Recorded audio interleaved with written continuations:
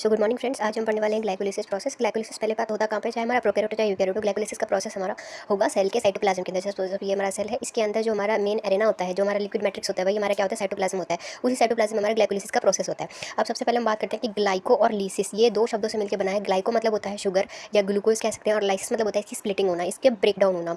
ठीक है, अब हम बात करते हैं ग्लूकोज हमारा मेन मॉलिक्यूल है, उसकी स्प्लिटिंग होगी, 10 स्टेप के रिएक्शंस होंगे और 10th स्टेप में हमारा पायरुविक एसिड हमें मिल जाएगा। 2 मॉलिक्यूल्स मिलेंगे पायरुविक एसिड के।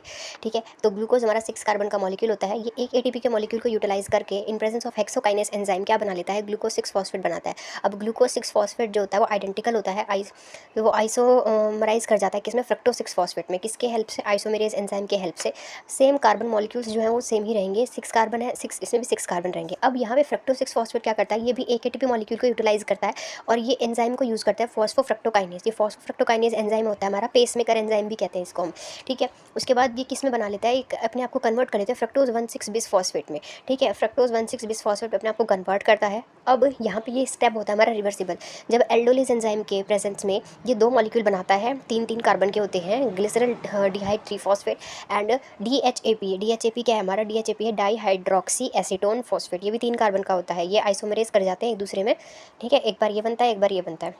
अब हम पहले इसको लेके चलते हैं। ग्लिसरॉल्डिहाइड ट्रीफॉस्फेट जो है वो रिवर्सिबली क्या बनाता है, 1,3 बिस फिस्फो ग्लिसरेट बनाता है। ठीक है, ये डिहाइड्रोजनेज एंजाइम के प्रेजेंस में होता है और NADH2 की हमें यहाँ पे एक मॉलिक्यूल NADH2 का मिलता है। एक और चीज़ बात याद रखने की यहाँ पे ये है कि ग्लिसरॉल्डिहाइड ट्रीफॉस्फेट से पायरुविक एसिड तक, यानी ये वाली जो फेज़ होती है वो होती है हमारी पे ऑफ फेज़।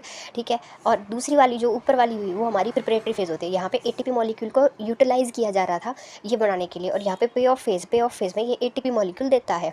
ठीक है, उसके बाद हम बात करते हैं, ये हमारे बन गया 3 कार्बन का। देन उसके बाद हम बात करते हैं फिर काइनेज आता है हमारा। तो काइनेज क्या करता है, काइनेज जो होता है वो इस 1,3 बिस फॉस्फोग्लिसरेट को 3 फॉस्फोग्लिसरेट में कन्वर्ट कर देता है, और यहीं पर क्या होता है, हमारे 2 ATP मॉलिक्यूल्स हमें देखने को मिलते हैं।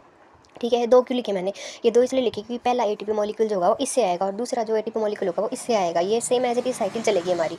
ठीक है, तो 3 फॉस्फोग्लिसरेट बन गया। अब उसके बाद फिर म्यूटेज आता है। म्यूटेज एक्ट करता है इसके ऊपर और क्या बना लेता है, 2 फॉस्फोग्लिसरेट बनाता है। ठीक है, 2 फॉस्फोग्लिसरेट बनाता है। ये इंटू 2 क्यों कर रखा है, ये इंटू 2 इसलिए कर रखा है क्योंकि एक साइकिल इसके लिए चलेगी, दूसरी साइकिल हमारे DHAP के लिए चलेगी। ठीक है, अब फिर इनोलेज आएगा। इनोलेज से हम याद कर सकते हैं कि यहाँ पे क्या होगा, हमारा इनोलेज होता है। तो इनोलेज क्या करेगा, इनोलेज के प्रेजेंस में ये एक वाटर मॉलिक्यूल निकलेगा यहाँ से और फॉस्फोइनॉल पायरुवेट बनता है हमारा। तो फॉस्फोइनॉल पायरुवेट बन जाएगा। फिर उसके बाद फॉस्फोइनॉल पायरुवेट क्या करेगा, ये 2 ATP मॉलिक्यूल देगा और काइनेज के प्रेजेंस में हमारा पायरुविक एसिड बन जाएगा। ये हमारा 3 कार्बन का होगा। सो यही था हमारा ग्लाइकोलिसिस के बारे में। Thank you.